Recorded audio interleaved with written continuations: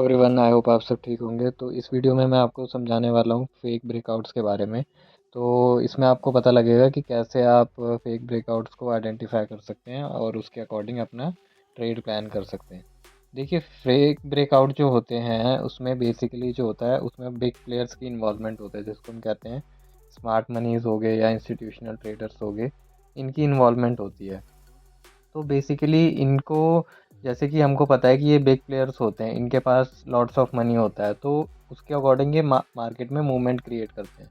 तो इनको बेसिकली क्या चाहिए होता है, इनको अपने ऑर्डर्स को फिल करने के लिए और लिक्विडिटी चाहिए होती है। ठीक है, अपने ऑर्डर्स को फिल करने के लिए, एग्जिट करने के लिए इनको लिक्विडिटी चाहिए होती है। तो वो लिक्विडिटी ये जिससे लेते हैं वो होते हैं रिटेलर्स, हम जैसे प्लेयर्स जो छोटे प्लेयर होते हैं उनसे इनको लिक्विडिटी मिलती है। तो अगर आप भी जैसे ये कई बार फेस करा होगा, जैसे आपने भी ब्रेकआउट पे एंट्री ली होगी किसी लेवल पे, है ना, तो 2 मिनट के अंदर ही आपका स्टॉप लॉस हिट हो गया। वो बेसिकली इंस्टीट्यूशनल्स की इन्वॉल्वमेंट होती है। वो एक फेक मूव क्रिएट करते हैं जिससे मार्केट में जो है वो लिक्विडिटी उनको मिले और फिर वो रियल मूव उन कन्वर्ट हो जाए। तो इसका मैं आपको एग्जांपल दे देता हूँ। बेसिक यहाँ पर जैसे कि आप देख पा रहे हैं, ये यहाँ पे एक परफेक्ट एग्जांपल दिख रहा है। जैसे कि आप ये देख पा रहे हैं यहाँ पे, ये एक 25,000 का स्ट्रॉन्ग सपोर्ट जोन है, राउंड फिगर लेवल है। तो यहाँ पे जाहिर सी बात है काफ़ी ज़्यादा स्ट्रॉन्ग हो रहा होगा सपोर्ट। तो मार्केट ने क्या करा, जैसे जो होता है कायदे से अगर देखा जाए तो मार्केट को यहाँ से रिवर्स करना चाहिए था, बट इसने क्या करा, इसने यहाँ से मूवमेंट करा, यहाँ तक लेकर आया करीबन 20-80 पॉइंट्स नीचे। एज अ नॉर्मल ट्रेडर क्या करेगा इंसान, जैसे कि हम जैसे रिटेलर क्या करेंगे कि यहाँ पर जो है ना, यहाँ पे उनको लगेगा कि ये तो स्ट्रॉन्ग सपोर्ट था, ये तो ब्रेक हो गया, तो ब्रेकआउट पर ही वो एंट्री ले लेंगे। ब्रेकआउट पर ही एंट्री लेंगे, फिर यहीं से मार्केट रिवर्स होना स्टार्ट हो जाएगी। तो इसीलिए वो आउट हो जाते हैं। फिर जो स्मार्ट मनी होता है उनको लिक्विडिटी यहीं से मिल जाती है, फिर वो रियल मूव क्रिएट हो जाता है अपसाइड को। तो बेसिकली स्मार्ट मनी ऐसे मैनिपुलेशन करता है। मैं आपको कुछ चीज़ें समझा देता हूँ कि कहाँ पे ब्रेकआउट होते, फेक ब्रेकआउट होते हैं। पहले तो जहाँ मार्केट में एक रेंज होती है, जैसे कोई रेंज हम यहाँ पे, जैसे इस रेंज को हम फाइंड आउट कर सकते हैं। ये एक रेंज बनी थी यहाँ पे, इसमें क्या हुआ, मार्केट ने पहले तो अपसाइड मूव दिया, ठीक है, फिर डाउन साइड को लेकर आ गया। तो रेंज में मोस्टली ये होता है कि मार्केट पहले एक फेक ब्रेकआउट देता है, फिर रियल मूव आता है। तो वही यहाँ पर हुआ, जैसे कि यहाँ पर हुआ। ठीक है, सपोर्ट रेजिस्टेंस पे मार्केट ज़्यादातर फेक ब्रेकआउट्स होते हैं। ठीक है, प्रीवियस डे हाई लो पे ज़्यादातर होते हैं। ठीक है, तो इन जगहों पे बहुत ज़्यादा मैनिपुलेशन होता है, स्मार्ट मनी की इन्वॉल्वमेंट होती है। बेसिकली उनको ये होता है कि उनको अगर अपना पोजीशन, उनको अपना टारगेट वगैरह प्लान करने हैं, उनको अपनी एंट्री लेनी है, तो उनको हमसे लिक्विडिटी चाहिए ही होती है रिटेलर्स से। ठीक है, तो बेसिकली यही होता है जैसे कि मैंने अभी आपको ये समझाया। ठीक है, तो यहाँ पे जैसे कि आपको लाइव एग्जांपल दिखा कि इसमें मार्केट ने स्वीप करके फिर सीधा अप साइड गया। तो अब हम फेक ब्रेकआउट से बचे कैसे, हम कैसे फाइंड आउट करें कि हमें अपना कैसे ट्रेड प्लान कर सकते हैं इस केस में। तो देखिए, जैसे ही मार्केट यहाँ पर आया, ठीक है, इसने फर्स्ट कैंडल ने क्लोज करा। ठीक है, सेकंड कैंडल को भी इसको फॉलो थ्रू करना चाहिए था। मतलब सेकंड कैंडल को भी इसके जैसी जैसी इसने रेड बनाई है उसके जैसे रेड नीचे क्लोजिंग देनी चाहिए थी। बट इसने, इस कैंडल ने क्या करा, इसने 25,000 के ऊपर क्लोजिंग दी है। ठीक है, तो ये फॉलो थ्रू कैंडल नहीं थी, ये एक लिक्विडिटी स्वीप थी। तो मार्केट ने यहाँ पे लिक्विडिटी स्वीप दिखाई, इसलिए हम इसमें डाउन साइड की एंट्री नहीं प्लान करेंगे, हम अप साइड की एंट्री प्लान करेंगे। यहाँ पर हमारी नेक्स्ट कैंडल की, जो ये डोजी टाइप कैंडल है, इसमें हमारी एंट्री होगी, स्टॉप लॉस रहेगा इसके नीचे, और अप साइड का मूव प्लान करेंगे। अगर आपने एक चीज़ और नोटिस करी हो तो ये एक हैमर कैंडल बनाई है।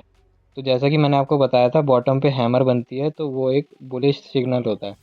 तो मार्केट ने बॉटम पे हैमर बना के फिर अप साइड का मूवमेंट दिया है। तो आप ऐसे भी आइडेंटिफाई कर सकते हैं। ठीक है, एक रेंज का एग्जांपल आपको यहाँ पे दिख गया। ठीक है, अब जैसे मैंने आपको बताया था previous day high previous day लो पे।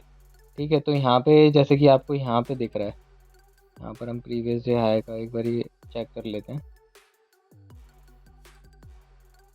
यहाँ पे 9:15 का ये था, ये मार्केट का हाई था। ठीक है, यहाँ पर ओपन हुई थी, ये मार्केट का लो है और ये मार्केट का हाई था प्रीवियस डे का। तो आप नेक्स्ट उसमें देखिए, तो यहाँ पे क्या हुआ कि यहाँ पे गैप अप ही ओपन हो गया। ठीक है, गैप अप ओपन हुआ, फिर मोस्टली लोग क्या समझेंगे कि भाई यहाँ पे प्रीवियस डे के हाई के ऊपर ही मार्केट अब चल रहा है, अब तो अप साइड ही जाएगा। ठीक है, यहाँ पे अच्छा खासा फॉलो थ्रू कैंडल इसने दे दिया। बट हुआ क्या, मार्केट में जैसे ये स्मार्ट प्लेयर्स ने क्या करा यहीं से, ठीक है, एक तो रेंज बनाई, ठीक है, यहाँ पे रेंज बना के फिर नीचे को इन्होंने करना स्टार्ट कर दिया। ठीक है, प्राइस को नीचे लेकर आते गए, नीचे लेकर आते गए। ठीक है, फिर यहाँ पर आके इन्होंने प्रीवियस डे के जो क्लोजिंग थी उसके पास आके इन्होंने सपोर्ट दिखाया। ठीक है, morning star kind of pattern इन्होंने बनाया यहाँ पे। ठीक है, फिर अपसाइड को इन्होंने मूवमेंट दिया।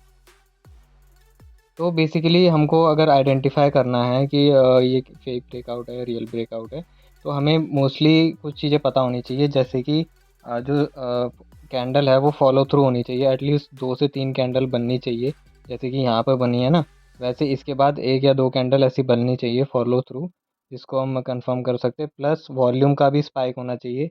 वॉल्यूम का स्पाइक जैसे कि यहाँ पर जितनी वॉल्यूम आई थी उससे ज़्यादा वॉल्यूम यहाँ होनी चाहिए थी, और कैंडल भी नीचे क्लोज करनी चाहिए। फिर उसके बाद जो कैंडल और बनेगी उसको उसकी भी वॉल्यूम हाई होनी चाहिए थी, जैसा कि मैंने आपको प्रीवियस सप्लाई और वॉल्यूम वाले उसमें बताया था, वॉल्यूम वाले वीडियो में बताया था कि अगर वॉल्यूम मार्केट नीचे जा रही है तो वॉल्यूम अगर इंक्रीज़ होगी तो उसका मतलब वो रियल मूव है। तो ये चीज़ आपको याद रखनी है। ठीक है, तो मेन चीज़ यही है, आपको ऐसे फेक ब्रेकआउट्स काफ़ी मिलेंगे, तो आपको हमेशा ये कंफर्म करना है जैसे ये रेंज बनती है। ठीक है, रेंज में जैसे ही एक फेक ब्रेकआउट होता है तो आपको एकदम से ब्रेकआउट पे एंट्री नहीं लेनी है, कैंडल के क्लोजिंग का वेट करना है, प्लस वॉल्यूम भी चेक करनी है, और फिर उसके बाद जो नेक्स्ट कैंडल बनती है उसको उसकी भी क्लोजिंग अप साइड को होनी चाहिए या डाउन साइड को। अगर मार्केट डाउन में जा रही है तो डाउन साइड को क्लोजिंग होनी चाहिए, अप साइड में है तो अप साइड को क्लोजिंग होनी चाहिए, और उसका जो भी है वॉल्यूम अच्छा खासा होना चाहिए, तभी हम उसको एज अ रियल मूव समझेंगे। ठीक है, तो आई होप आपको ये वीडियो समझ आई होगी। वीडियो समझ आई हो तो इसको लाइक शेयर और सब्सक्राइब ज़रूर कर देना। अगर आपको कोई भी डाउट है तो आप मेरे से कमेंट सेक्शन में पूछ सकते हैं।